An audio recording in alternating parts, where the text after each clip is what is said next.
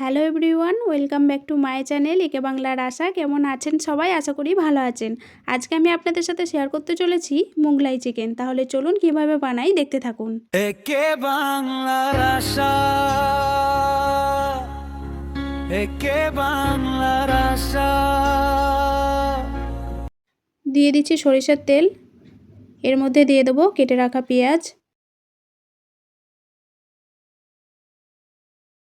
পেঁয়াজটা ঠিক এইভাবে ভেজে নিলাম। এরপরে দিয়ে দেবো 1 চামচ আদা রসুন পেস্ট।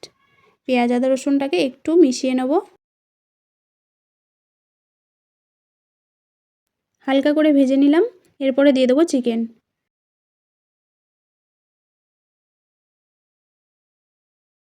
দিচ্ছি নুন।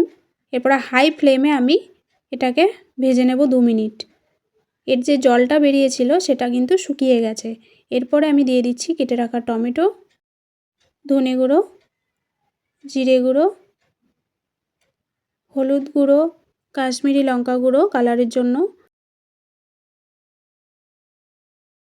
একটু কষিয়ে নিলাম। তারপরে এই অবস্থাতেই আমি 5 মিনিটের জন্য ঢেকে দিলাম। 50% সেদ্ধ হয়েই গেছে চিকেনটা। এই মোগলাই চিকেন বানানোর জন্য যে মেন জিনিসটা সেটা এখন দেব। একটা পেস্ট বানিয়েছি ধনেপাতা, কাঁচা লঙ্কা, কাজু আর টক দই। এই পেস্টটা আমি দিয়ে দিলাম। এই পেস্টটা দেওয়ার পরে চিকেনের স্বাদটা দ্বিগুণ হয়ে যাবে। বেশ কিছুক্ষণ মিশিয়ে নিয়েছি। এরপরে দিয়ে দেবো পরিমাণ মতো জল। খুব বেশি জল দিচ্ছি না, কারণ এটা গ্রেভি হবে। দিয়ে 10 মিনিটের জন্য ঢেকে দেব।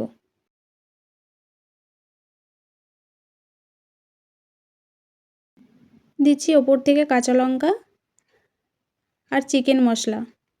এরপরে এই দুটোকে ভালো করে মিশিয়ে নিচ্ছি।